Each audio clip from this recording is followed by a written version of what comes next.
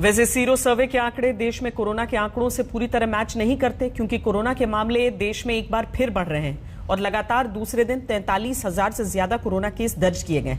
स्वास्थ्य मंत्रालय के अनुसार पिछले 24 घंटों में 43,509 नए कोरोना केस आए और 640 संक्रमितों की जान चली गई। देश में आ रहे कुल मामलों में से करीब 50% सिर्फ केरल से हैं, जहां बुधवार को 22,000 से ज्यादा केस दर्ज हुए। कोरोना के कुल एक्टिव केस 4,03,840 हैं। इस मामले में दुनिया में भारत अब 7वें स्थान पर है। देश में कुल कोरोना के मामलों में से करीब 80% केरल, महाराष्ट्र और पूर्वोत्तर के राज्यों से है। स्वास्थ्य मंत्रालय के अनुसार एक बार फिर से कोरोना के मामलों में इजाफा हो रहा है।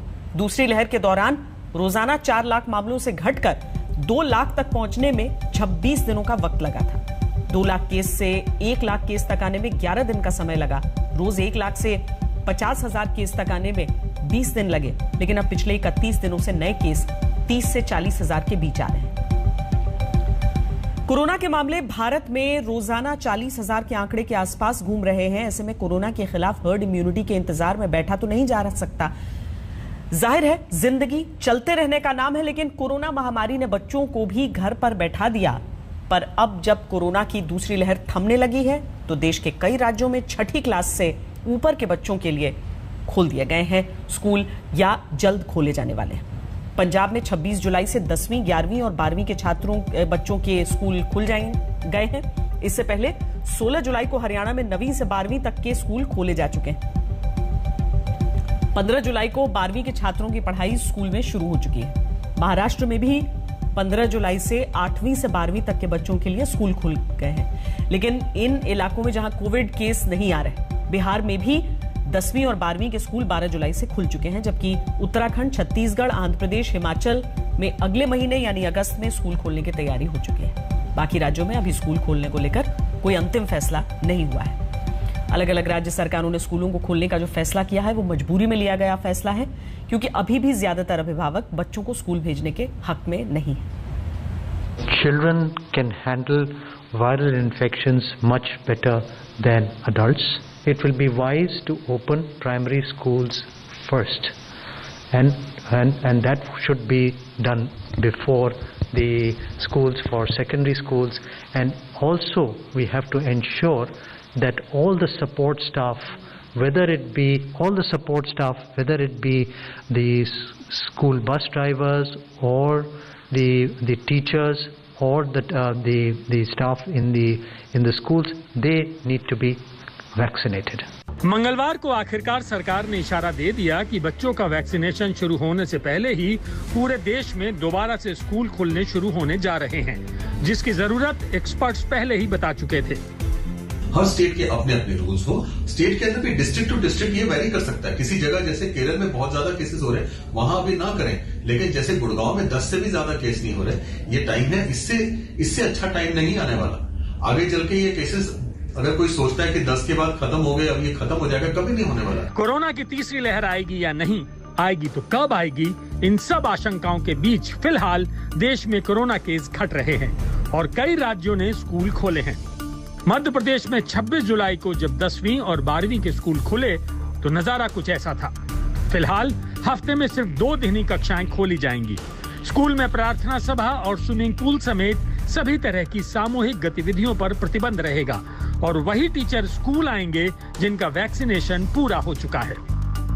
कोरोना की दूसरी लहर कमजोर पड़ने के साथ ही आखिरकार सूनी पड़ी कक्षाएं जो हैं वो एक बार फिर से छात्रों से गुलजार हो गई हैं। हालांकि इस बार ध्यान ये रखा गया है कि सोशल डिस्टेंसिंग बनी रही। एक क्लास में 50% से ज्यादा छात्र ना पहुंचे। हम भोपाल के मॉडल स्कूल में हैं। यहां अगर आप देखें तो सबसे पहले गेट पर ही छात्रों का टेम्परेचर चेक किया गया था, उनके हाथ सैनिटाइज करवाए गए थे, उन्हें ताकीद किया गया था कि उन्हें स्कूल में अब नए नियमों के साथ कैसे रहना है, कैसे पढ़ाई करनी है। और अब ये आप देखिए क्लासरूम जो है जो छात्रों से खचाखच भरा रहता था, लेकिन फिलहाल कोरोना प्रोटोकॉल के चलते एक बेंच पर एक छात्र और सोशल डिस्टेंसिंग के साथ इनकी पढ़ाई आज से शुरू हो गई है।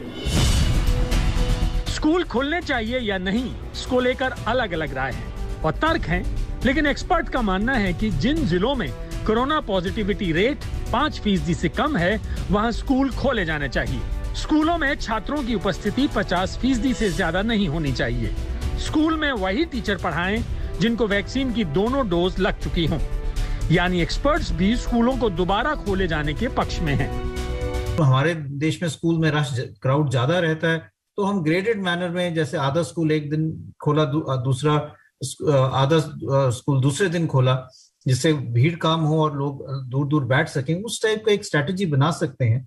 लेकिन स्कूल हमें आस्ता आस्ता खोलने चाहिए, क्योंकि कई बच्चे जो हैं वो इंटरनेट सेवी नहीं है, इंटरनेट का उनके पास अवेलेबिलिटी नहीं है या कंप्यूटर नहीं है, तो वो एक्चुअली स्कूलिंग उनकी बिल्कुल ही रुक गई है। तो वो जो मार्जिनलाइज्ड चिल्ड्रन है, उनका भी हमें ध्यान रखना चाहिए, और इसलिए फिजिकल स्कूल जो है वो बहुत जरूरी है। एक्सपर्ट स्कूलों को खोलने की वकालत कर रहे हैं, लेकिन सवाल ये है कि क्या अभिभावक अपने बच्चों को स्कूल भेजने का मन बना चुके हैं? ऑनलाइन प्लेटफॉर्म लोकल सर्कल ने ये सवाल देश के 32,000 से ज्यादा अभिभावकों से किया, जिनमें से 48% अभिभावकों ने कहा कि वो अपने बच्चों को तब तक स्कूल नहीं भेजना चाहते जब तक उन्हें कोरोना वैक्सीन नहीं लग जाती। सर्वे में हिस्सा लेने वाले 32% अभिभावकों ने कहा कि अगर उनके जिलों में कोरोना संक्रमण के मामले घटकर शून्य हो जाते हैं, तब ही वो अपने बच्चों को स्कूल भेजेंगे। सर्वे में शामिल 21% अभिभावकों ने कहा जब कभी स्कूल खुलेंगे वो बच्चों को स्कूल भेजने के लिए तैयार हैं। जाहिर है हर अभिभावक की अपनी चिंताएं हैं। उन्हें अपने बच्चों को कोरोना से भी बचाना है और अपने बच्चों के भविष्य का भी ख्याल रखना है। आप क्या करेंगे, भेजेंगे या अभी? डेफिनेटली नॉट, 1 महीना तो देखूंगी कम से कम, और जब तक अभी वैक्सीनेशंस पूरे नहीं होते, 100% वैक्सीनेशंस नहीं होते, तब तक मुझे जहां तक लगता है इट्स नॉट सेफ। देखिए, ये ऑनलाइन क्लासेस का जो फिलहाल जो चल रहा है सिस्टम, हमें लगता है वो ही चलते रहना चाहिए। हम ये भी मानते हैं कि बहुत सारे बच्चों को ऑनलाइन क्लासेस की सुविधाएं उपलब्ध नहीं हो पा रही है, तो वो सुविधा करवाना वो सरकारों की जिम्मेदारी है, चाहे केंद्र सरकार हो चाहे राज्य सरकार हो। बट अपनी जिम्मेदारी से मुंह मोड़ते हुए अगर आप ये बोल देते कि स्कूलों को खोल दिया जाए, ये जानते हुए कि थर्ड वे में ये माना जा रहा है कि पहली बात कि बच्चों के ऊपर ज्यादा इफेक्ट पड़ता। स्कूलों को खोले जाने और नहीं खोले जाने के असमंजस के बीच आधे से ज्यादा राज्यों ने अभी तक इस पर कोई फैसला नहीं किया है, जिनमें दिल्ली भी शामिल है। दिल्ली सरकार ने इसको लेकर टीचर्स, पेरेंट्स और स्टूडेंट्स की राय मांगी है। इससे पहले कि सरकार कोई डिसीजन ले, मैं दिल्ली के स्कूलों और कॉलेजेस में पढ़ने वाले बच्चों से, उनके पेरेंट्स से, उनके टीचर्स से, उनके प्रिंसिपल्स से ये बात पूछना चाहता हूँ कि अब हमें क्या स्कूल और कॉलेज खोल देने चाहिए? अगर खोल देने चाहिए तो कैसे, किस तरह से खोलने चाहिए?